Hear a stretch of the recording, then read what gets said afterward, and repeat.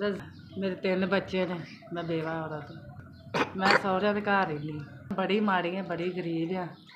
ਮੈਂ ਬੇਵਾ ਔਰਤ ਆ, 3 ਬੱਚੇ ਨੇ। ਰੋਟੀ ਦੀਆਂ ਨੇ ਵੱਡੇ ਬੁਖਾਰ ਨਾਲ ਤੇ ਅੱਖਾਂ ਫਿਰੀਆਂ। ਹਾਂਜੀ, ਸਹੀ ਨਜ਼ਰ ਨਹੀਂ ਆਉਂਦਾ ਹੈਗਾ। ਕੰਮ ਨਹੀਂ ਕਰ ਸਕਦੀ ਕਿਤੇ।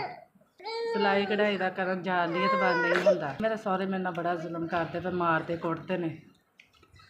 ਆਪਣਾ ਖਰਚਾ ਆਪੇ ਚੁਕਾਉਂਦੇ। ਗਲੀ ਦੇ ਵਿੱਚ ਕਦੀ ਕਿਸੇ ਕੋਲੋਂ ਰੋਟੀ ਲੈਣੀ, ਕਦੀ ਕਿਸੇ ਕੋਲੋਂ ਲਿਆਉਣੀ ਆ ਰੋਟੀ। ਅਤੇ ਇੰਝ ਹੀ ਮੈਨੂੰ ਆਉਂਦੇ ਜ਼ਿੰਦਗੀ ਦੀ। ਬੱਚਾ ਥੋੜ੍ਹਾ ਜਿਹਾ ਜਦੋਂ ਦੀ ਮੈਂ ਰੋਟੀ ਮੰਗ ਕੇ ਖਾਂਦੀ ਪਈ। ਕੋਈ ਵੀ ਨਹੀਂ ਹੈ ਕਮਾਉਣ ਵਾਲਾ ਜ਼ਰੀਆ।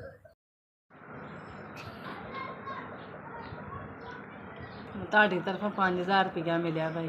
ਦੇਵਾਂ ਮੈਂ ਮੇਰੇ 3 ਬੱਚੇ ਨੇ, ਤੁਹਾਡੀ ਤਰਫੋਂ ਮੈਨੂੰ 5000 ਰੁਪਈਆ ਮਿਲਿਆ। ਤੁਹਾਡੀ ਜ਼ਿੰਦਗੀ ਕਰੇ, ਅੱਲਾ ਤੁਹਾਡੇ ਬੱਚਿਆਂ ਦੀ ਖੈਰ ਕਰੇ।